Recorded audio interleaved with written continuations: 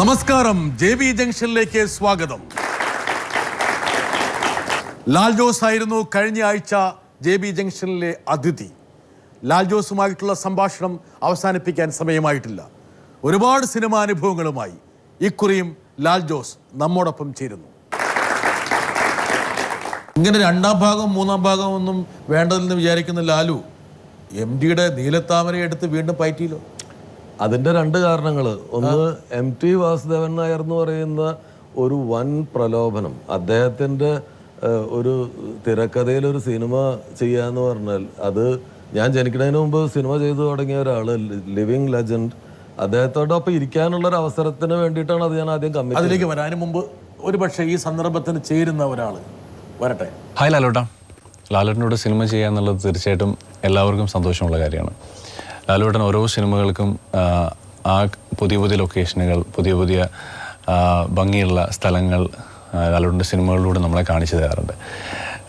അങ്ങനെ പോകുന്ന ഓരോ സ്ഥലങ്ങളും ലാലോട്ടന് പ്രിയപ്പെട്ട ഒരുപാട് സ്ഥലങ്ങളുണ്ടാവാം. എങ്കിലും നമ്മൾ ചെയ്ത നീലത്താമര എന്ന് പറയുന്ന സിനിമയുടെ ലൊക്കേഷനിൽ ആനക്കര എന്ന് പറയുന്ന സ്ഥലത്ത് ഷൂട്ട് ചെയ്തുകൊണ്ടിരിക്കുമ്പം അവിടെ ഒരുപാട് മഴ പെയ്തു നമ്മുടെ ഷൂട്ടിംഗ് സമയത്ത്.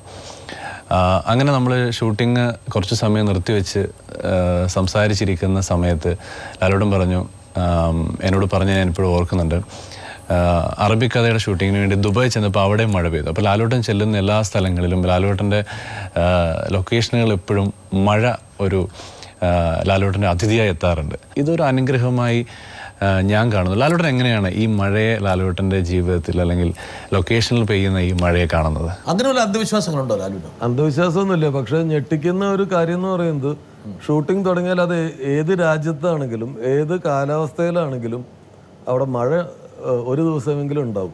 ഇത് പറയുന്നത് ഉത്തരേന്ത്യയിൽ പല വരണ്ട പ്രദേശങ്ങളിലേക്ക് ലാലുവിനെ കൊണ്ടുപോകും. ഞാൻ ഞെട്ടിക്കുന്ന ഒരു കാര്യം, ദുബായിൽ അറബിക്കഥ എന്ന് പറഞ്ഞ സിനിമ ഷൂട്ട് ചെയ്യുമ്പോൾ അവിടുത്തെ ഭയങ്കര സമ്മർ ടൈമിലാണ്. ഒരു ദിവസം ഞങ്ങൾ ഹദ്ദ എന്ന് പറഞ്ഞൊരു സ്ഥലത്ത് യൂണിറ്റിലെല്ലാവരും പറഞ്ഞു, എന്തായാലും ഇത്തവണ മഴ എന്ന് പറയുന്ന ഒരു പ്രശ്നം നമ്മൾ ഫേസ് ചെയ്യണ്ട എന്ന് പറഞ്ഞു, അല്ലെങ്കിൽ മഴ ഇത്തവണ ഉണ്ടാവില്ല. അതൊക്കെ അങ്ങനെയൊക്കെ പറഞ്ഞിട്ട് ഞങ്ങൾ പോകുമ്പോൾ ഈ ഹദ്ദ എന്ന് പറഞ്ഞ സ്ഥലത്തേക്ക് എത്തുന്നതിന് തൊട്ട് മുമ്പ് എന്തോ റോഡിലൊരു സ്ക്രീൻ പോലെ അപ്പുറത്തെ റോഡ് കാണല്ലേ, നോക്കുമ്പോൾ കറക്റ്റ് റോഡ് ഇവിടെ മഴയില്ലാത്ത സ്ഥലത്ത് നിന്ന് ഒരു കാറ് ഈ മഴയുടെ സ്ക്രീനിനുള്ളിലേക്ക് ഇങ്ങനെ കയറുകയാണ്. എന്നിട്ട് ഒരു കിലോമീറ്ററോളം മഴയിലൂടെ ട്രാവൽ ചെയ്തിട്ട് മഴയിൽ നിന്ന് പുറത്ത് കിടക്കുകയാണ്. അപ്പോൾ തിരിച്ച് അന്ന് ലൊക്കേഷനിൽ ചെല്ലുമ്പോൾ എല്ലാവരും ഞങ്ങളുടെ കാറ് കണ്ട് ഇത് മാത്രം നനഞ്ഞു കുളിച്ചിട്ടാണ് വന്നിരിക്കുന്നത്. എങ്ങനെ? അപ്പോൾ ആ മഴയില്ല എന്ന് പറയുന്ന സാധനം ദുബായിലുണ്ടായി. ഈ സ്പെയിനിൽ ഷൂട്ട് ചെയ്യുമ്പോൾ അവിടെ ഈ സ്പാനിഷ് സമ്മർ എന്ന് പറയുന്നത് ഭയങ്കര ഫേമസ് ആണ്. കാരണം അറേബ്യയിലെ സമ്മറിനേക്കാൾ തീക്ഷ്ണമായിട്ടുള്ള സമ്മറുള്ള സ്ഥലമാണ് സ്പെയിൻ. സ്പാനിഷ് സമ്മർ ടൈമിലാണ് നമ്മൾ ഷൂട്ട് ചെയ്യുന്നത്. അവിടെ ഷൂട്ടിങ്ങിന് അവിടെ വിളക്കൊന്നുമില്ല, പൂജ എന്ന് പറഞ്ഞ പരിപാടിക്ക് വിളക്കും തേങ്ങയൊന്നുമില്ല. അപ്പോൾ ഒരു മെഴുകുതിരി കൊണ്ടുവന്ന് ഒരു ഓപ്പൺ സ്പേസിൽ കത്തിച്ചിട്ടാണ് ഷൂട്ടിങ് തുടങ്ങുന്നത്. ഈ മെഴുകുതിരി ആദ്യത്തെ മഴത്തുള്ളി വീണിട്ട് കെട്ടുപോയി.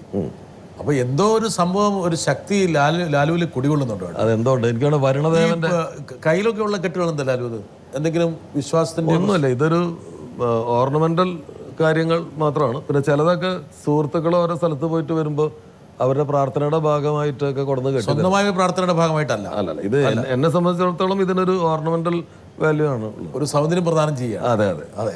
പക്ഷെ കാണുന്ന ആൾക്കാരെ വിചാരിക്കും ലാലു വലിയൊരു അന്ധവിശ്വാസിയായിട്ട് എന്തെങ്കിലുമൊക്കെ ഹോമോ ഒക്കെ ചെയ്തിട്ട് വേണം കെട്ടിയതാണ്. അപ്പൊ ഈ ചില ക്രിസ്ത്യൻ ഫംഗ്ഷനുകളിലൊക്കെ പോകുമ്പോൾ ബിഷപ്പൊക്കെ ഉള്ള ചില ഫംഗ്ഷന് പോകും. അപ്പൊ ഇങ്ങനെ സംസാരിക്കുന്നതിന്റെ ഇടയിൽ അപ്പൊ എവിടെയാ വീട്? ഒറ്റപ്പാലത്താണ്. കാത്തലിക്കാണ്. അതെ, കാത്തലിക്കാണ്. കയ്യിലേക്കൊരു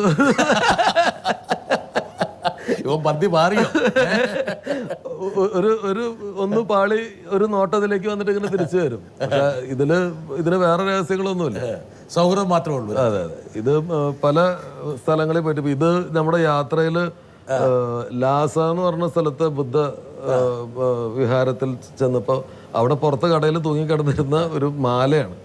ഇത്തരം സാധനങ്ങൾ എനിക്ക് ഇഷ്ടമായതുകൊണ്ട് ഞാൻ കിട്ടണമെന്ന് പറഞ്ഞു. യാത്രകളുടെ ഒരു എന്താ പറയണ്ട അവശിഷ്ടമായിട്ടാണ് ഈ കൈകളി പലതും ഉള്ളത്. യാത്ര ലാലുവിനെ വല്ലാതെ ആകർഷിക്കുന്നുണ്ടല്ലേ? തീർച്ചയായിട്ടും. എനിക്കൊന്ന് പത്രങ്ങളിൽ ലാലുവിൻ്റെ സിനിമയെ പോലെ തന്നെ ഏറ്റവും കൂടുതൽ വാർത്തകൾ വരുന്നത് ലാലുവിൻ്റെ യാത്രയെ കൊണ്ടാണ്. ഇതാണ് വലിയൊരു യാത്രയ്ക്ക് പോകുന്നതാ, വലിയ ആഘോഷമായിട്ടുള്ള ഫ്ലാഗ് ഹോസ്റ്റിംഗ് നടന്ന ശേഷമാണ് പോകുന്നത് കേട്ടോ. വേൾഡ് ടൂർ ആയിരുന്നു അല്ലേ? അത് ലോകം മുഴുവൻ ചുറ്റി. ലണ്ടനിലേക്കുള്ളൊരു യാത്രയായിരുന്നു. എന്താ ഇതിനൊരു പ്രേരണ വരുന്നത്? അല്ല, ഇതിനങ്ങനെ പ്രത്യേകിച്ച് പ്രേരണയൊന്നുമില്ല. ഇത് ലോകം കാണണം, യാത്ര ചെയ്യലാണ് ഏറ്റവും ഇഷ്ടമുള്ള കാര്യം.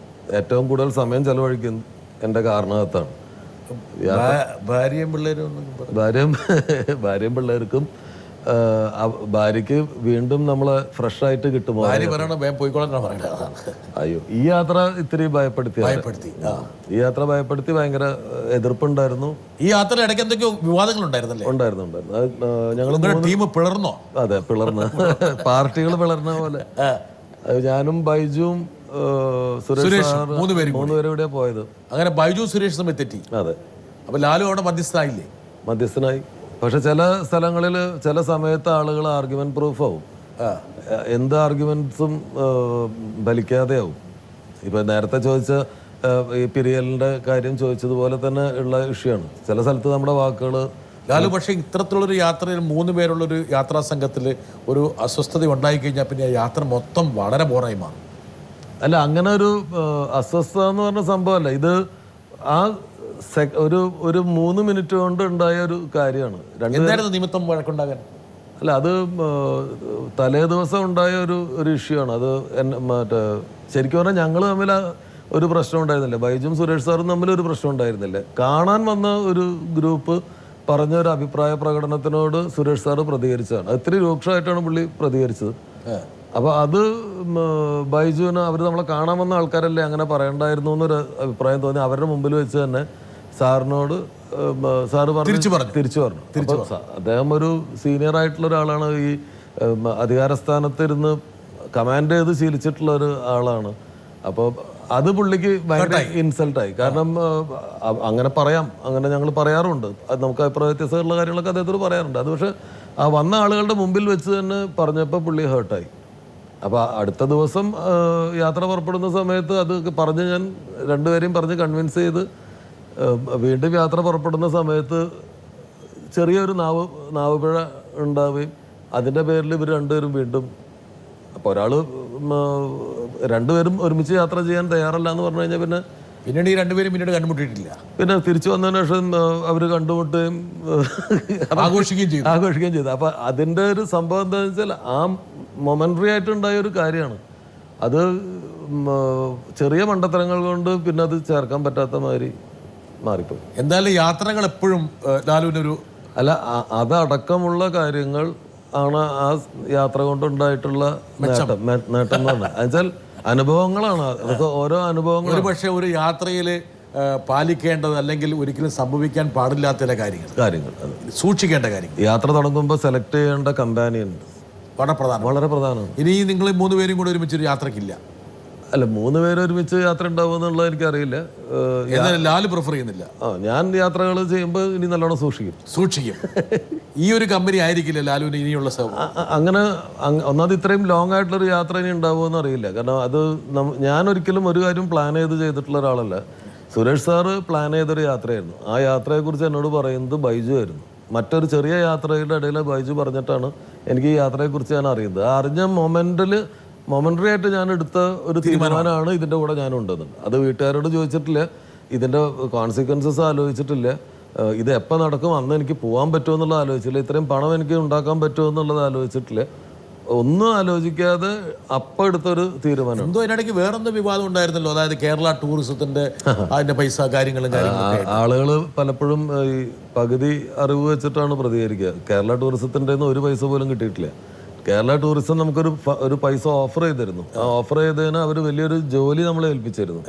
ആ ജോലി മുഴുവൻ ചെയ്തത് ഞാനായിരുന്നു. ഈ വലിയൊരു ബോക്സ് നിറയെ ഇവരുടെ ലീഫ്ലെറ്റ്സും കാര്യങ്ങളും ഇവരുടെ DVDസും കാര്യങ്ങളും.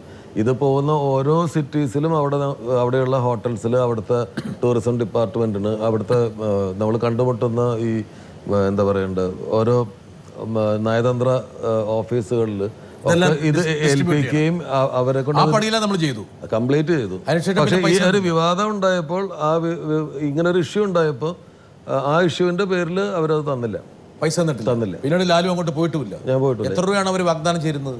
അവര് 10 ലക്ഷം രൂപ. 10 ലക്ഷം രൂപ പിന്നീട് ചോദിച്ചു. അല്ല, അത് മനോരമയിലും മറ്റു മീഡിയാസിലൊക്കെ വന്നത് 70 ലക്ഷം രൂപ ലാൽ ജോസിൻ്റെ യാത്രയ്ക്ക് കൊടുക്കുന്നു എന്ന് പറഞ്ഞിട്ടുണ്ട്. 10 ലക്ഷം രൂപയാണ് ഓഫർ ചെയ്തത്. അത് യാത്ര പുറപ്പെടുന്നതിന് മുമ്പ് തരാമെന്ന് മിനിസ്റ്റർ ഓഫർ ചെയ്തിരുന്നു. അതുകൊണ്ടാണ്, അല്ലെങ്കിൽ ഞങ്ങൾക്ക് വേറൊരു സ്പോൺസറെ കണ്ടെത്താമായിരുന്നു. അത് കിട്ടിയിട്ടില്ല. അത് കിട്ടിയില്ല. ആ 10 ലക്ഷം രൂപ എൻ്റെ കയ്യിൽ. ഒരു പാഠം കൂടെ പഠിച്ചു, സർക്കാരുമായിട്ടൊരു ഇടപാട് നിൽക്കരുത്. ഇല്ല, ഒരിക്കലും ഇല്ല. ഇനി ഉണ്ടാവില്ല. വരട്ടെ. ലാൽ ജോസ് എന്ന സംവിധായകൻ നിരന്തരം യാത്രകൾ ചെയ്തുകൊണ്ടിരിക്കുകയാണ്. നമ്മളെയൊക്കെ കൊതിപ്പിക്കുന്ന യാത്രകളാണ്. റഷ്യയിലെ സൈബീരിയൻ ട്രെയിൻ യാത്ര, ലണ്ടനിലേക്ക് റോഡ് മാർഗമുള്ള ദീർഘദൂര യാത്ര.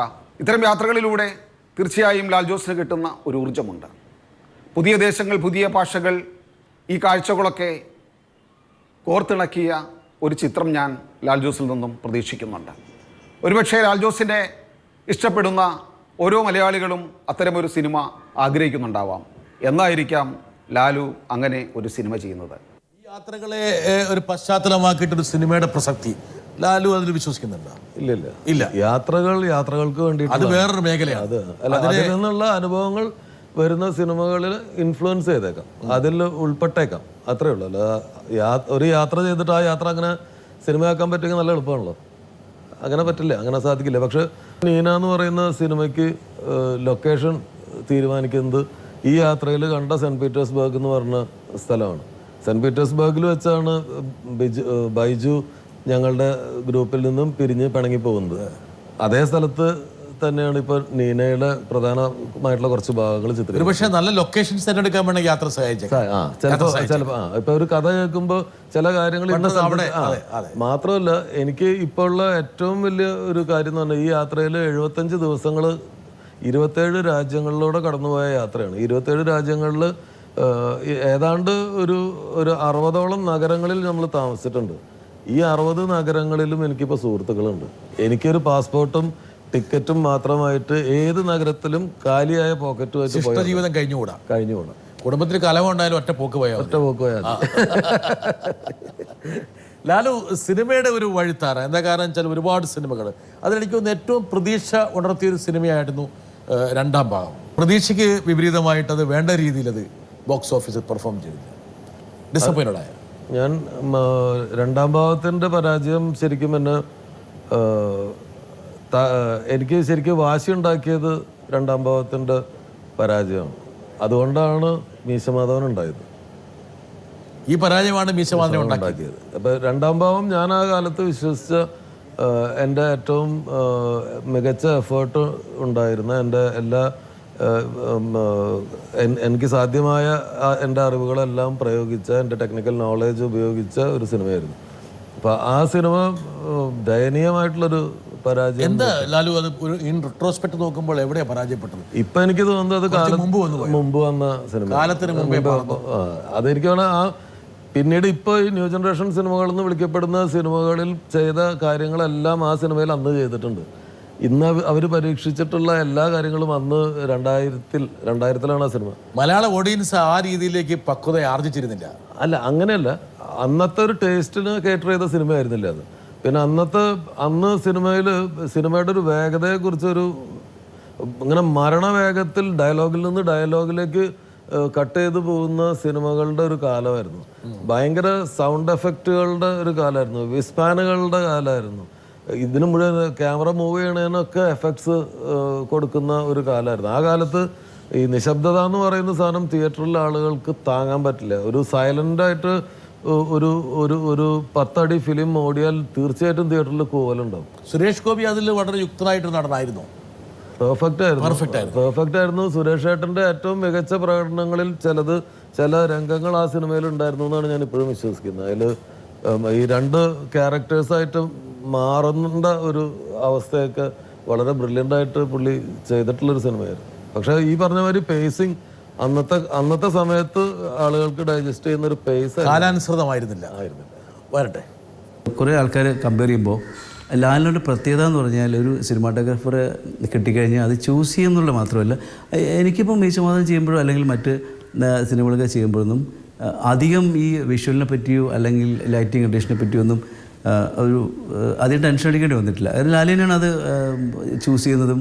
അല്ലെങ്കിൽ ഇങ്ങനെ ചെയ്താലോ ഒരു ഫ്രെയിമിനെ പറ്റിയുള്ള ധാരണ, പെട്ടെന്ന് ഒരു കളേഴ്സിനെ പറ്റിയോ പെട്ടെന്നൊരു ധാരണ ലാലിന് വരാറുണ്ട് ശരിക്കും. അത് ഇപ്പോൾ ഈ ബഡ്ജറ്റും ദിവസങ്ങളും മാത്രം ചിന്തിച്ച് നടക്കുന്ന ഒരു സിനിമയുടെ സിറ്റുവേഷനിൽ ലാലിന് എവിടെയെങ്കിലും അത് തടസ്സം ചെയ്യുന്നുണ്ടോ? എനിക്ക് തോന്നുന്നില്ല. പല സിനിമയ്ക്കും ലാലിൻ്റെ ഫിലിം മേക്കറിൽ മനസ്സിലുള്ള സിനിമകൾ മാത്രമേ ഉണ്ടാക്കാറുള്ളൂ.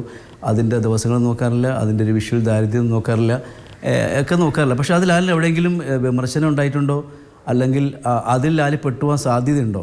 കോംപ്രമൈസ് ചെയ്തിട്ടുണ്ടോ ലാലു? കുമാറിന് ചോദിച്ചതാണോ?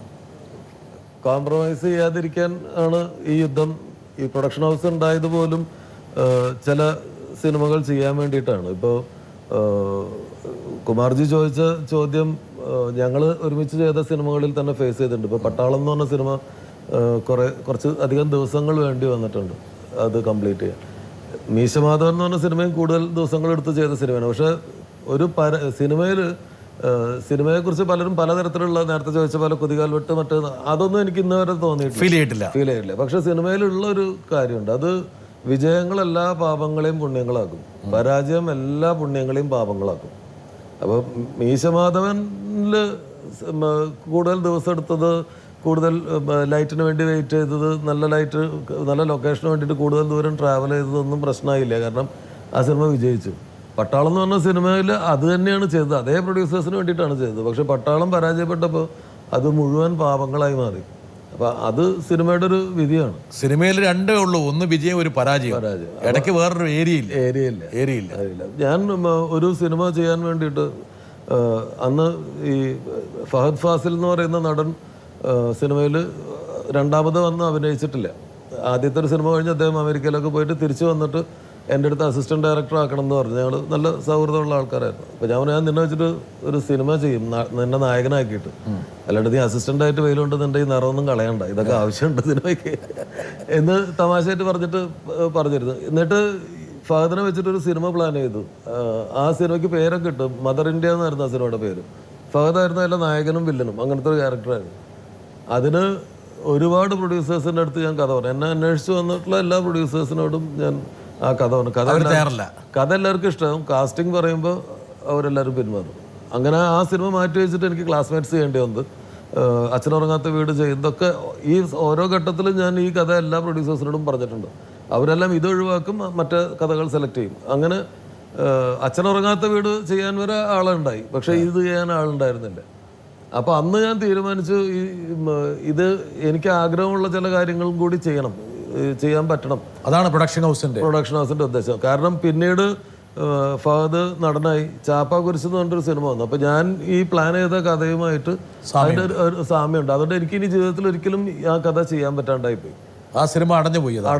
അപ്പോൾ അത് ഞാൻ വളരെ സ്വപ്നം കണ്ട ഒരു സിനിമയായിരുന്നു. നല്ല രസമുള്ളൊരു കാസ്റ്റിംഗ് ഉണ്ടായിരുന്നു. നടി ഹിന്ദി ആക്ട്രസ് രേഖയും ഹേമമാലിനിയും ഫഹദും ആയിരുന്നു അതിലെ പ്രധാന കഥാപാത്രം. അപ്പോൾ അത്തരം ഒരു സിനിമ ചെയ്യണമെന്ന് തോന്നിയാൽ, അതുപോലെ ഒരു പരീക്ഷണം ചിത്രം ചെയ്യണമെന്നുണ്ടായാൽ, കമേഴ്ഷ്യൽ സിനിമകൾ തന്നെയാണ്, പക്ഷെ പതിവുള്ള കാസ്റ്റിംഗിൽ നിന്ന് പതിവുള്ള മാറിയിട്ട് ചെയ്യണമെന്നുണ്ടെങ്കിൽ ഒരു പ്രൊഡക്ഷൻ ഹൗസ് വേണം. അങ്ങനെയാണ് ഒരുപക്ഷെ ലാലു പറഞ്ഞത് ശരിയായി വന്നു. ഫഹദ് ഒരു നടനാകണം അല്ലെങ്കിൽ നടനാകുമെന്നുള്ളത് അത് ലാലുവിന്റെ കൈകൾ കൊണ്ടല്ലെങ്കിൽ പോലും ഒരുപക്ഷെ മലയാള സിനിമയ്ക്ക് നല്ലൊരു നടനെ ആ വാക്കുകൾ കൊണ്ട് കിട്ടി. നൊസ്റ്റാൾജിയ എത്രത്തോളം ഉണ്ട് ലാലുവിന്? നൊസ്റ്റാൾജിയ, ഗൃഹാതുരത്വം, പഴയ മാവ്, പഴയ പള്ളിക്കൂടം, പഴയ കോളേജ്, ഇതൊക്കെ എത്രത്തോളം ഉണ്ട്? അല്ല, അത് ഈ പറഞ്ഞ് ചളമാക്കുന്ന ലെവലിലില്ല.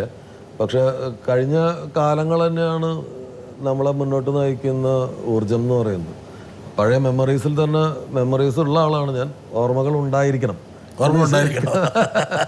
80കളിലെ മലയാള ക്യാമ്പസിൻ്റെ ഒരു പരിച്ഛേദമായിട്ട് ക്ലാസ്മേറ്റ്സ് മാറി. എനിക്ക് ഉറപ്പായിട്ട് അറിയാമത് ഈ സിനിമ നിർമ്മിക്കുമ്പോൾ ലാൽ ജോസിൻ്റെ മനസ്സിൽ തന്നെ ആ സിനിമ നേരത്തെ തന്നെ നിർമ്മിക്കപ്പെട്ടിരുന്നു. പക്ഷെ നമ്മളൊക്കെ ഒരു സമകാലികരായിട്ട് വന്ന ആൾക്കാരാണ്. അപ്പോൾ അതുകൊണ്ട് നമ്മുടെ മനസ്സിൽ ആ സിനിമ നേരത്തെ രൂപപ്പെട്ടിട്ടുണ്ടാകാം.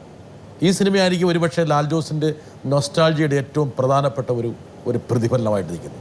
അല്ല, എല്ലാ സിനിമകളിലും നമ്മളുടെ പഴയകാല ഓർമ്മകളിൽ നിന്നുള്ള ക്യാരക്ടേഴ്സ് വരും. അത് തീർച്ചയായിട്ടും വരും. ഇപ്പോൾ ഞാൻ ഒരു സിനിമയുടെയും തിരക്കഥ ഞാനല്ല എഴുതിയിരിക്കുന്നത്. പക്ഷെ ഒരു കഥ കേട്ടിട്ട് പിന്നെ അതിൻ്റെ ഒരു തിരക്കഥയുടെ ചർച്ചകൾ നടക്കുന്ന സമയത്ത് അതിൽ നമ്മളുടെ ഓർമ്മകളും നമുക്ക് പരിചിതമായിട്ടുള്ള ക്യാരക്ടേഴ്സും, അല്ലെങ്കിൽ ഒരു തിരക്കഥാകൃത്ത് ഒരു ക്യാരക്ടർ പറയുമ്പോൾ ചിലപ്പോൾ അത് നമ്മൾ കണക്ട് ചെയ്യുന്നത് നമുക്ക് പരിചയമുള്ള ഒരു ക്യാരക്ടറിനോടായിരിക്കും. എനിക്ക് ഏറ്റവും ഇഷ്ടപ്പെട്ടത് അറിയാം, അതായത് അതിൽ അല്ല ആ ക്യാമ്പസിൻ്റെ മുകളിൽ ഗ്രിപ്പ് ലാലുവിനുണ്ടായിരുന്നു. ഒരു പക്ഷേ ഒരു പഴയ SFIക്കാരൻ്റെ ഒരു പാഠം അവിടെ പ്രകടിപ്പിച്ചു. എന്താ കാരണം വെച്ചാൽ KSUക്കാരൻ്റെ പേര് വളരെ ആപ്റ്റായിരുന്നു. എന്താ കാരണം വെച്ചാൽ ആ കാലഘട്ടത്തിൽ എപ്പോഴും KSUക്കാരൊരു വാലുണ്ടായിരുന്നു. അത് ഒരു വീട്ടുപേര്, ഒരു നാട്ടുപേര്, അത് വളരെ അതായത് ആ ഒരു മൈന്യൂട്ട് ആസ്പെക്റ്റ് പോലും ഒരു പക്ഷേ അവിടെ ശ്രദ്ധിക്കപ്പെട്ടു. ഇതൊക്കെയാണ് ആ സിനിമയെ സിനിമയാക്കിയത്. ആ ഒരു ഘടകങ്ങളെല്ലാം അവിടെ ചേർന്നു. ഇല്ല, ഒരു സജീവമായ കോളേജ് ലൈഫ് ഉണ്ടായിരുന്നു, ക്യാമ്പസ് ലൈഫ് ഉണ്ടായിരുന്നു എനിക്ക്. പിന്നെ ആ കാലഘട്ടത്തിലെ ക്യാമ്പസ് ഞാൻ വിചാരിച്ചിരുന്നത് ഞാൻ എന്തെങ്കിലും ഒരു സംവിധായകനാവുകയാണെങ്കിൽ എനിക്ക് ചെയ്യാൻ പറ്റിയ ഒരു ക്യാമ്പസ് ഫിലിം ആയിരിക്കും എന്നാണ് ഞാൻ കരുതിയത്. കാരണം എന്ന് വെച്ചാൽ ഞാൻ 22 വയസ്സായപ്പോഴേക്കും സിനിമയിൽ വന്നു. 21 വയസ്സ് വരെ ഞാൻ ക്യാമ്പസിലായിരുന്നു. അപ്പോൾ പിന്നെ അതിനിടയിലുള്ള കാലഘട്ടം എന്ന് പറയുന്നത് വളരെ ചെറുതാണ്. പിന്നെ എനിക്ക് അറിയുന്നത് സിനിമയാണ്. സിനിമയുടെ ഒരു ലോകത്തേക്ക് വന്ന് സിനിമയുമായി ബന്ധപ്പെട്ട കാര്യങ്ങളാണ് പിന്നെ എൻ്റെ ജീവിതത്തിലുള്ളത്. എന്തായാലും എനിക്ക് ഒറ്റ കാര്യം മാത്രമേ ഇനി അറിയേണ്ടുള്ളൂ. ഈ സിനിമയ്ക്കിടയിൽ ചർച്ച ചെയ്യുമ്പോൾ പോലും ലാലുവിനെ എന്തുകൊണ്ടാണ് SFIയിൽ നിന്ന് അന്നത്തെ നേതാക്കന്മാർ പുറത്താക്കി എന്നുള്ള കാര്യം ഇനിയെങ്കിലും നമ്മൾ കണ്ടെത്തേണ്ടിയിരിക്കുന്നു. അത് പുറത്താക്കി, എന്നെ പേഴ്സണലി പുറത്താക്കിയതല്ല. ഒരുപക്ഷെ അത് വലിയൊരു വാർത്തയുടെ ചുരുള് നിവർത്തുമെന്ന് കൂടി എനിക്ക് സംശയം. ലാലുവിനെ കുറിച്ച് അറിയപ്പെടാത്ത ഒരു ഏട് അവിടെ രചിക്കപ്പെടുവോ? ഒരിക്കലും ഇല്ല. എനിവേ, ഒരാൾ വരെ റെഡിയായിരിക്കുന്നു. ലാലുചേട്ടനോട് ചോദിക്കാനുള്ള ചോദ്യം അതൊരു സിനിമാ വിദ്യാർത്ഥിയുടെ കൗതുകമാണ്. ലാലുചേട്ടൻ്റെ കരിയറിൽ ലാലുചേട്ടന് ഏറ്റവും ഇഷ്ടപ്പെട്ട സിനിമ ഏതാണ് ലാലുചേട്ടൻ ചെയ്തതിൽ? അത് എല്ലാ സിനിമയും ഒരുപോലെയാണ്, മക്കളെ പോലെയാണ് എന്ന ഒഴുകഴിവ് പറഞ്ഞ് മാറാതെ ഏതെങ്കിലും ഒരു സിനിമ ലാലുചേട്ടൻ തിരഞ്ഞെടുക്കണമെന്ന് പറഞ്ഞാൽ അത് ഏതായിരിക്കും, എന്തുകൊണ്ടായിരിക്കും? ഇവൻ തിരക്കഥ എഴുതിയൊരു സിനിമയുടെ പേര് പറയുകയും ചെയ്തത്. ഓക്കെ, അങ്ങനെ ഒരു ഈ പറഞ്ഞ പോലെ ഒരു സിനിമ എന്ന് ചോദിച്ചു കഴിഞ്ഞാൽ നമുക്ക് പറയാൻ ബുദ്ധിമുട്ടാവും. ഇപ്പോൾ എൻ്റെ ഒരു വളരെ പേഴ്സണൽ സിനിമ എന്ന് പറയുന്നത് നീലത്താമരയാണ്. അത് ഭയങ്കര പേഴ്സണൽ സിനിമയാണ്. അതിന് പല കാര്യങ്ങളുണ്ട്. ഒന്ന്, അത് MT സാർ എഴുതിയ ഒരു സിനിമ. MT എഴുതിയ ഒരു സാധനം, MTയുടെ ഒരു ഉരുപ്പടി എടുത്തിട്ട് അതിനെ ഒരു മാറ്റിമറിക്കുമ്പോൾ, അല്ലെങ്കിൽ അതിനെ ഒരു സിനിമയിലേക്ക് അതിനെ പരിവേഷപ്പെടുത്തുമ്പോൾ ഒരു പശ്ചാത്തലമുണ്ട്. അതാണ് എന്നെ നിങ്ങളെ പേടിപ്പിക്കേണ്ടത്. ഞാൻ എവിടെയോ വായിച്ചു, അത് ആ പശ്ചാത്തലം ഒരു പക്ഷേ ലാലുവിന് അറിയില്ലായിരുന്നു. അറിയാതെ ഇരുന്നാണ് ഒരു പക്ഷേ നിങ്ങൾ. ഞാൻ പഴയ നീലത്താമര കണ്ടിട്ടേ ഇല്ല. എന്നെ സംബന്ധിച്ചിടത്തോളം ഞാനൊരു പുതിയ സ്ക്രിപ്റ്റാണ് ചെയ്യുന്നത്. ഞാൻ MT സാറിനെ കാണാൻ ചെന്നപ്പോൾ ഞാൻ സാറിനോട് ഭയന്ന് പറഞ്ഞു, സാർ ഞാൻ ആ സിനിമ, അപ്പം അദ്ദേഹത്തിൻ്റെ ഒരു സിനിമ കണ്ടിട്ടില്ല എന്ന് പറയുന്നത് ഒരു ഇൻസൾട്ടായിട്ട് പുള്ളി എടുക്കുമെന്നൊക്കെ എനിക്കറിയില്ല. അപ്പം ഞാൻ പറഞ്ഞു, ഞാൻ ആ പഴയ നീലത്താമര കണ്ടിട്ടില്ല, ഞാൻ ഉടനെ എൻ്റെ CD അങ്ങനെ സംഘടിപ്പിച്ച് കാണാൻ ശ്രമിക്കാം. അത് ശ്രമിക്കണ്ട, കാണാത്തത് നന്നായി, അതുകൊണ്ട് നിങ്ങൾക്ക് നിങ്ങളുടെ ഇൻ്റർപ്രിട്ടേഷൻ കൊടുക്കാൻ പറ്റും എന്നാണ് അദ്ദേഹം പറഞ്ഞത്. എന്നിട്ട് എനിക്ക് അതിൻ്റെ പ്രിന്റഡ് സ്ക്രിപ്റ്റാണ് ആദ്യം വായിക്കാൻ തരുന്നത്. അത് വായിച്ചു കഴിഞ്ഞിട്ട് പിന്നെ ഞങ്ങൾ മീറ്റ് ചെയ്യുമ്പോൾ എന്ത് തോന്നി, എങ്ങനെ ചെയ്യാമെന്നാണ് വിചാരിക്കുന്നത്. അപ്പോൾ ഞാൻ ഇതിന് ചെറിയ എന്തെങ്കിലും മാറ്റങ്ങളൊക്കെ ഉണ്ടാവേണ്ടി വരുന്നു വിചാരിക്കണം. കാലം ഇത്രയും മാറിയത് കൊണ്ട് ഒരു പേടിയുണ്ട് തിരിച്ചെന്താ പറയാന്നുള്ളത്. അപ്പൊ എന്താണ് പുള്ളിയെ ദേഷ്യപ്പെടുത്തുക എന്നൊന്നും നമുക്ക് അറിയില്ലല്ലേ. അപ്പോൾ അദ്ദേഹം പറഞ്ഞ ഞാൻ ചില മാറ്റങ്ങൾ പ്ലാൻ ചെയ്തിട്ടുണ്ട്, അത് നമുക്ക് ഡിസ്കസ് ചെയ്യാം എന്ന് പറഞ്ഞ് ചർച്ച ചെയ്തിട്ടാണ് പിന്നീട് പുതിയ നീലത്താമര ഉണ്ടാകുന്നത്. നീലത്താമരയിലുള്ള മറ്റൊരു കാര്യം, വൈകാരികമായിട്ടുള്ള ഒരു കാര്യം എന്ന് പറയുന്നത്, എൻ്റെ ടീനേജ് പ്രായത്തിൽ ഞാൻ ഒറ്റപ്പാലത്തായിരുന്നു. ഒറ്റപ്പാലം ഹിന്ദു ഭൂരിപക്ഷമുള്ളൊരു സ്ഥലമായിരുന്നു അന്ന്. ഭൂരിപക്ഷം നായർ തറവാടുകളുള്ള ഒരു സ്ഥലമാണ്. എൻ്റെ ഫ്രണ്ട്സ് എല്ലാവരും ആ തറവാടുകളിൽ നിന്നുള്ള ആൾക്കാരാണ്. അപ്പോൾ കമ്പൈൻ സ്റ്റഡി എന്നൊക്കെ പറഞ്ഞിട്ട് ഈ നായർ തറവാടുകളിൽ 4 കെട്ടുകളിൽ മൂലയിലുള്ള ഏതെങ്കിലും മുറിയിൽ ഈ ഫ്രണ്ട്സുമായിട്ട് ആദ്യമായിട്ട് മദ്യപിച്ചത്, ആദ്യമായി പുകവലിച്ചത് ഒക്കെ ഈ ഇത്തരം വീടുകളുടെ തട്ടുംപുറത്തും അച്ഛൻ്റെ മീതെയൊക്കെ ഇരുന്നിട്ടാണ്. മറ്റവരെ കണ്ടെത്തില്ല അവിടെ. അതെ, ആരെയും കണ്ടെത്താത്ത സുരക്ഷാ താവളങ്ങളാണ്. അപ്പോൾ കൗമാരത്തിൻ്റെ എല്ലാ കൗതുകങ്ങളും ഇത്തരം തറവാടുകളിലായിരുന്നു. ഈ കുഞ്ഞുമാളുമാരെയൊക്കെ ഇഷ്ടംപോലെ നമുക്ക് പരിചയമുണ്ട്. അന്ന് തന്നെ അവിടെ കാണാമായിരുന്നു. അവിടെ നമുക്ക് അറിയാവുന്നതായിരുന്നു. ഒരു വീട്ടിൽ എത്രയോ ആൾക്കാരുണ്ടോ, എത്രയോ മെമ്പേഴ്സ് ഉണ്ടാവും. അപ്പം അന്നത്തെ കൗമാര കുതൂഹലങ്ങളിൽ ഇതൊക്കെ ഉൾപ്പെടും. ഇതൊന്നും നോക്കിയാൽ അടിച്ചു വരുന്നത് കാണാം എന്നൊക്കെ പറയുന്ന പോലെയുള്ള കാര്യങ്ങൾ. അപ്പം നീലത്താമര ചെയ്യുമ്പോൾ അത് ഒരു പഴയ മെമ്മറീസിന്റെ ഒരു കുത്തൊഴുക്ക് ഞാൻ അനുഭവിച്ചിരുന്നു ആ തറവാട്ടിലും. 4 കെട്ടും ഒരുപക്ഷെ വലിയൊരു മാറ്റം ആ ഒരു ഭൂപ്രദേശത്തിന് ഉണ്ടായില്ല. ഇല്ല. എന്താ കാരണം വെച്ചാൽ MT എഴുതുന്ന കാലഘട്ടവും പിന്നീട് ലാലു ജീവിച്ച കാലഘട്ടവും തമ്മിൽ വലിയൊരു മാറ്റം ഉണ്ടായിട്ടുണ്ട്. അതായിരിക്കും എൻ്റെ സക്സസ്. അതെ. അപ്പോൾ അതെനിക്ക് പേഴ്സണലായിട്ട് ജീവിച്ചറിയുന്ന ഒരു കാര്യമാണ്. പ്രൊഫഷണലി എൻ്റെ ഓൾമോസ്റ്റ് ഏറ്റവും അടുത്ത് പെർഫെക്ഷൻ ഉണ്ടായിട്ടുള്ള സിനിമ എന്ന് പറയുന്നത് അയാളും ഞാനും തമ്മിലാണ്. അത് ഓൾമോസ്റ്റ് പെർഫെക്ഷനോട് ഏറ്റവും അടുത്ത് എത്തിയ ഏറ്റവും ഒരു അടുത്ത് ക്രാഫ്റ്റ് എന്ന് പറയാവുന്നത് വേണമെങ്കിൽ അയാൾ ഞാൻ അയാൾ ഞാൻ പക്ഷേ മനസ്സിനോട് ചേർന്ന് നിൽക്കുന്ന ഒരു പടം എന്ന് പറയുന്നത് നീലത്താമരയാണ്. ഈ അയാൾ ഞാനെന്ന് ഒരുപക്ഷെ അത് ലാലുവിനൊരു പരീക്ഷണമായിരുന്നു. കാരണം ചിലർക്ക് ഒരുപാട് വേണമെങ്കിൽ എങ്ങനെ വേണമെങ്കിലും അത് പോകാമാണ്. വരട്ടവരാണ്. ഈ പടം എനിക്ക് ഭയങ്കര എൻജോയബിൾ ആയിരുന്നു. എന്ന് വെച്ചാൽ I found people like Prithviraj ഭയങ്കര intelligent and he is a very sophisticated very easy person to get long. എനിക്ക് അവനും. പിന്നെ Lal Jose, hats off to him. മുതിൻ Bobby and Sanjay, he was the guy who said why don't we try Prathap പൂത്തിനെ വിളിച്ചാൽ അതും 22 female Kottayam കഴിഞ്ഞിട്ടാണ്. ആ സമയത്ത് പെണ്ണുങ്ങൾ എന്നെ കണ്ടാൽ ഓടും, അതൊക്കെ റേപ്പ് ചെയ്യുമെന്ന് വിചാരിച്ചു. ആ സമയത്ത് ആ പുള്ളിക്കാരൻ എനിക്ക് ഡയമെട്രിക്കലി ഓപ്പോസിറ്റ് റൂൾ തരുന്നത് അത് ഞാൻ. He was responsible for that. അങ്ങനെ റിസ്ക് എടുത്തത് അങ്ങനെ ഏതോ കണ്ടു എന്നിൽ. എപ്പോഴും പറയായിരുന്നു ഒരു there was a godliness in your role എന്ന് എപ്പോഴും പറയുമായിരുന്നു എൻ്റെ അടുക്ക. ആൻഡ് ഒരു പ്രാവശ്യം അങ്ങനെ പറഞ്ഞു, എടോ എന്നെ പ്രതാപേട്ടാന്ന് വിളിക്കുക, പ്രതാപേട്ട നോക്കിക്കോ ഈ റോള് വളരെ വലുതാക്കാം, നമുക്ക് ഭയങ്കര പേര് വരുമെന്ന്. പ്രതാപേട്ടന് കുട്ടിക്കാലം മുതൽ നമ്മൾ ഈ നൊസ്റ്റാൾജിയുടെ ഭാഗമാണ് അദ്ദേഹം. ഈ ചാമരവും തകര ചാമരം അങ്ങനെ എത്രയോ സിനിമകളിൽ നമ്മൾ ആരാധിച്ചിട്ടുള്ള ഇദ്ദേഹത്തിന്റെ ഈ താടി വരണം എന്നൊക്കെ അന്ന് ആഗ്രഹിച്ചിട്ടുള്ളത് ഇദ്ദേഹത്തിന്റെ ഒക്കെ ഒരു ചായ വരുമോന്ന് ചായ കിട്ടാൻ വേണ്ടിയിട്ടാണ്. അപ്പൊ അങ്ങനെ ആരാധിച്ചിട്ടുള്ള ഒരാളാണ്. എനിക്ക് എപ്പോഴും താടി വെച്ചിട്ടുള്ള പ്രതാപേട്ടന്റെ ഫേസിൽ ഒരു സെയിന്റ് ഉണ്ടെന്ന് തോന്നും. ഒരു പുണ്യവാളന്റെ മുഖമുള്ളതായിട്ട് തോന്നിയിട്ടുണ്ട് ഈ ക്യാരക്ടറിന് വേണ്ടി സെലക്ട് ചെയ്യാൻ. അപ്പൊ അത് പറയണ സമയത്ത് ബോബിക്കും സഞ്ജയനും കറിയാച്ചനും ഒക്കെ ഭയങ്കര പേടിയായിരുന്നു. കാരണം എന്താ ഈ പറയണ, തൊട്ട് മുമ്പത്തെ ഹിറ്റായ ഒരു സിനിമയും ക്യാരക്ടറും ഇങ്ങനെയാണ്. പക്ഷെ ഞാൻ എന്ന് അദ്ദേഹത്തിനെ കാണുമ്പോഴും എനിക്കൊരു ഭയങ്കര കുട്ടിത്തമുള്ള ഭയങ്കര ഉള്ള കാര്യം തുറന്നു നോക്കി പറയും. മനസ്സിലൊന്നുമില്ല. അതെ, ക്യാരക്ടറിലും രൂപത്തിലും ഒക്കെ ഉണ്ട്. അതെ അതെ, സ്വഭാവത്തിനത് ഉടനീളമുണ്ട്.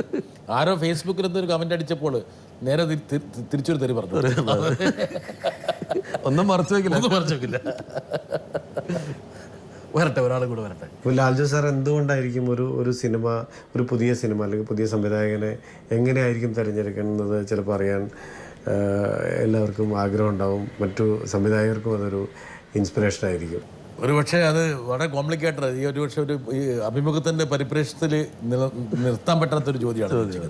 എങ്കിലും വേണമെങ്കിൽ അദ്ദേഹത്തോട് നീതി പുലർത്താൻ വേണമെങ്കിൽ വളരെ ഹ്രസ്വമായിട്ട് വേണം പറയാം. അല്ല, ഇതില് വേറെ ടെക്നോളജിയോ സൂത്രമൊന്നുമില്ല. ഒരു സിനിമ കണ്ടിട്ട് നമുക്കത് ഇഷ്ടമാവുക, അല്ലെങ്കിൽ ഒരു കഥ കേട്ടിട്ട് അത് നമുക്ക് അതിലൊരു സിനിമയായിട്ട് കാണണമെന്ന് ആഗ്രഹം തോന്നിപ്പിക്കുന്ന ഒരു കാര്യമുണ്ടെന്ന് തോന്നുമ്പോൾ നമ്മളത് അങ്ങോട്ട് സ്വീകരിക്കുകയാണ്. അല്ലാതെ ഇതിൽ പോരാ ചക്കയൊന്നുമല്ല ഒരാളെ ചൂഴ്ന്ന് നോക്കാൻ. പിന്നെ സിനിമയുടെ കാര്യത്തിലുള്ള ഒരു ഇത് ഷൂട്ടിങ് കഴിഞ്ഞാൽ നമുക്ക് ഈ സാധനം എഡിറ്റ് ചെയ്തിട്ട് കാണാം. അപ്പോൾ അതിൽ എന്തെങ്കിലും ഫേറ്റൽ എറേഴ്സ് ഉണ്ടെങ്കിൽ അത് കറക്റ്റ് ചെയ്യാനുള്ള ഒരു അവസരം ഉണ്ട് എന്നുള്ളൊരു കാര്യമുണ്ട്. അപ്പോൾ അത് നമ്മളുടെ ഒരു എക്സ്പീരിയൻസ് ഒക്കെ വെച്ചിട്ട് ചെറിയ കറക്ഷൻസ് ഒക്കെ നമുക്ക് വേണമെങ്കിൽ ചെയ്യിക്കാൻ പറ്റും എന്നൊക്കെ ഉള്ളൊരു ധൈര്യത്തിലാണ് സിനിമകൾ പുതിയ. ഈ പറഞ്ഞ കഥകൾ ഒരുപാട് ഒരു സംവിധാനം തേടി എത്തുമല്ലേ? അതെ. പക്ഷെ നിങ്ങളെ ഏറ്റവും കൂടുതൽ അലോസരപ്പെടുത്തുന്ന കഥകളായിരിക്കും.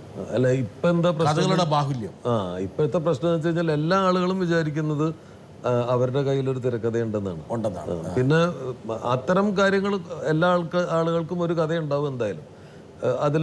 അത് വിശ്വസിക്കുന്നതിൽ തെറ്റില്ല. പക്ഷെ ചില ആളുകൾ, ഇപ്പോൾ വരുന്ന ഭൂരിപക്ഷം ആളുകളുടെയും പ്രശ്നം നടനാവണമെന്നുള്ളതാണ് പ്രാഥമിക ആഗ്രഹം. പിന്നെ അത് നടന്നില്ലെങ്കിൽ പിന്നെ തിരക്കഥയിൽ ഒന്ന് ട്രൈ ചെയ്ത് നോക്കാം. പിന്നെ പണിയില്ലാത്തൊരു കാര്യം അതാണെന്നാണ് അവർ വിചാരിക്കുന്നത്. അപ്പോൾ 18 വയസ്സായ ആളുകൾ, 15 വയസ്സായ കുട്ടികളൊക്കെ തിരക്കഥയുണ്ടെന്നാണ് പറയുന്നത്. അപ്പോൾ അത് ഇപ്പം നമ്മൾ കേൾക്കാൻ തയ്യാറായില്ല, സമയം കൊടുത്തില്ലെങ്കിൽ ഫേസ്ബുക്കിലൂടെ പുലഭ്യം വിളിയൊക്കെ 17-18 വയസ്സ്. ഞാൻ നമ്മള് നമ്മുടെ റെക്കമെൻഡ് ചെയ്യാറുണ്ടോ തിരക്കഥകളൊക്കെ? ഇല്ല, അത് ഭാഗ്യം. അപ്പൊ ഇവര് നമ്മളുടെ മക്കളെക്കാൾ പ്രായം കുറഞ്ഞ ആൾക്കാരൊക്കെ എടാ തെണ്ടി എന്നൊക്കെ പറഞ്ഞിട്ട് ചീത്ത വിളിയാണ്. നിനക്ക് കഥ നിങ്ങൾ ഒരുപക്ഷെ നല്ല കഥയ്ക്ക് വേണ്ടി ദാഹിക്കുമ്പോൾ പോലും ഏറ്റവും കൂടുതൽ തടസ്സം സൃഷ്ടിക്കുന്നത് കഥകളുടെ ബാഹുല്യമായിരിക്കും. ഇത് ഒരു വലിയൊരു കടലിൽ നിന്ന് ഒരു മുത്ത് തപ്പിയെടുക്കുന്ന ബുദ്ധിമുട്ടുണ്ട് ഇപ്പോൾ. ഒരു 500-600 കഥകൾ കേട്ടതിന് ശേഷമാണ് ഒരു തെരഞ്ഞെടുപ്പാണ് പ്രധാനം അല്ലേ? അതെ, നല്ല കഥകൾ ഒരുപാടുണ്ട്, എവിടെയൊക്കെ ഉണ്ട്. പക്ഷേ ഈ ഇതിലെ കള്ളനാണയങ്ങളുടെ ബാഹുല്യം കാരണം ശരിക്കുള്ള ആളുകൾക്ക് നമ്മുടെ അടുത്ത് എത്തിപ്പെടാൻ പറ്റില്ല. ഇവരുടെ ക്ലാസ്മേറ്റ്സ് വിജയിച്ചു കഴിഞ്ഞാൽ പിന്നെ അതിനെക്കുറിച്ച് 1000 ക്ലാസ്മേറ്റ്സ് വേറെ ഉണ്ടാക്കി തരും. അതെ, നമ്മുടെ കഥകൾ തന്നെ തിരിച്ച് ഇട്ടിട്ട് കഥകളായിട്ട് വരും. പിന്നെ ആളുകൾ അവരുടെ ജീവിതത്തിൽ നടന്ന ചില സംഭവങ്ങൾ അവരെ സംബന്ധിച്ചിടത്തോളം ഭയങ്കര സംഭവമായിരിക്കും. പക്ഷെ ഒരു സിനിമയാക്കാനുള്ള ഡെപ്തോ അല്ലെങ്കിൽ ആ സിനിമയ്ക്ക് വിഷയമാവാനുള്ള ഒരു കാര്യം അതിലുണ്ടാവില്ല. പക്ഷെ അവർക്കത് ഇമ്പോർട്ടൻ്റ് ആയതുകൊണ്ട് അത് ഭയങ്കര ഒരു സിനിമയ്ക്ക് അത് തീർച്ചയായിട്ടും അതൊരു സിനിമയായ ഹിറ്റാവും എന്നാണ് അവർ വിചാരിക്കുന്നത്. ലാലുവിൻ്റെ ഏറ്റവും വലിയ പ്രത്യേകത എന്താ കാരണം വെച്ചാൽ ഇൻവേർട്ടർ കോമയില ഞാൻ പറഞ്ഞത്, ഈ ആർട്ടിൻ്റെ ഒരുപക്ഷെ ഒരു ദുർമേധസ് താങ്കളെ പിടികൂടിയിട്ടില്ല. അല്ലെങ്കിൽ ദുർമേധസ് എന്ന് വിളിക്കാൻ വേണമെങ്കിൽ ഭൂതം എന്ന് വിളിക്കാൻ വേണമെങ്കിൽ. എന്താ കാരണം വെച്ചാൽ നിങ്ങളുടെ മനസ്സിലുള്ളത് ഒരു പക്ഷേ ഞങ്ങളെപ്പോലുള്ള ശരാശരി ഓഡിയൻസാണ്. അതായത് പ്രേക്ഷകൻ്റെ മനസ്സിലേക്കാണ് നിങ്ങൾ നോക്കുന്നത്. ആ മനസ്സിൽ എന്താണ് ആഗ്രഹിക്കുന്നത്, ആ ആഗ്രഹത്തിന് അനുസൃതമായിട്ട് ഒരു കഥ അല്ലെങ്കിൽ ഒരു തിരക്കഥ അല്ലെങ്കിൽ ഒരു സിനിമ നിർമ്മിക്കുക, സൃഷ്ടിക്കുക എന്നുള്ളതാണ്. അതിനപ്പുറത്ത് ഒരു പക്ഷേ ഒരു സിനിമാ സൃഷ്ടാവിന് മറ്റു പല ആഗ്രഹങ്ങളുണ്ടാവില്ല. എന്താ കാരണം വെച്ചാൽ ചരിത്രത്തോട് ചേർന്ന് നിൽക്കുന്നൊരു സിനിമ, എൻ്റെ മനസ്സിലിങ്ങനെ താലോലിക്കുന്നൊരു വിഷയം, അങ്ങനെയൊക്കെയുള്ള ചിന്താഗതി ഉണ്ടോ?